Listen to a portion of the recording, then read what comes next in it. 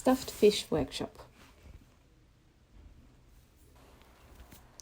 You'll need some baking paper, a fume mask, just because if you happen to burn the plastic, it may release some toxins, your soft plastic that you've been collecting for your plastic waste brand audit,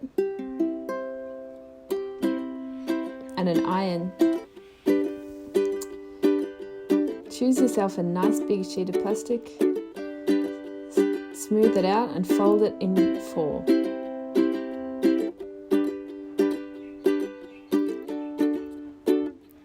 Get a nice big sheet of baking paper and lay it out on your workspace. It's always good to put a towel down before you iron to protect your tabletop. You'll make sure you have a piece of baking paper underneath your plastic on top of the towel, then your folded plastic and another sheet of baking paper.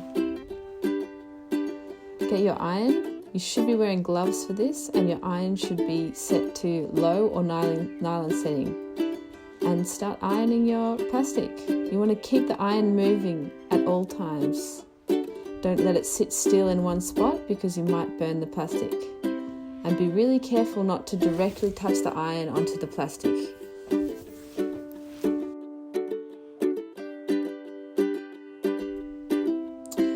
And that's what it'll look like when you're done. Next, find a scrap of cardboard, some scissors and a texter, and have a think about what you want your fish to look like, and then draw it out onto the cardboard.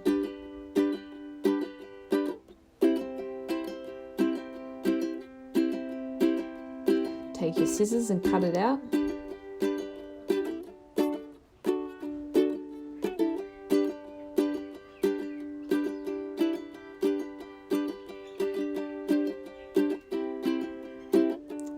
There it is. Now take your ironed plastic and fold it in half.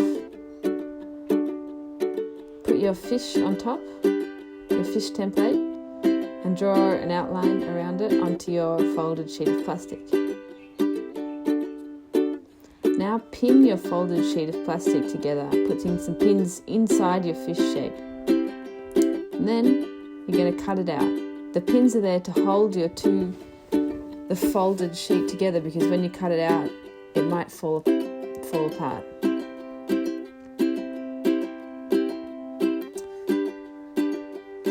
Now, get someone to help you use the sewing machine, an adult, and you're going to sew around the edge of your fish about 1 centimetre or half a centimetre from the edge. Make sure you leave a gap about the size of your hand. Don't sew it all up. That's where you're going to stuff your fish. Now you're going to turn it inside out.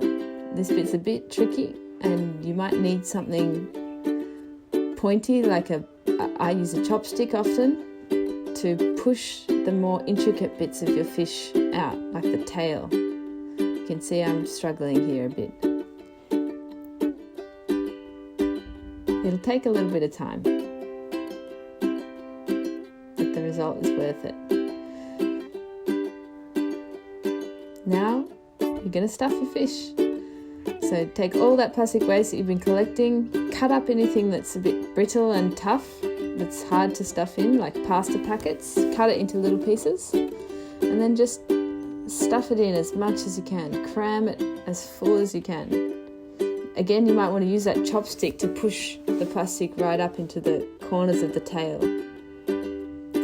Then you're going to hand sew up the hole that you left to stuff the fish. And lastly, you're going to use some scrap plastic to decorate your fish. The best way to do this is to hand sew on some plastic. If that's too hard for you, you can of course glue it.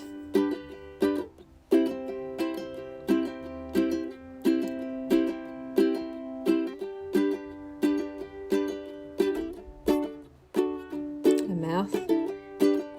Could add some fins, could add some teeth, whatever you like. And that's it.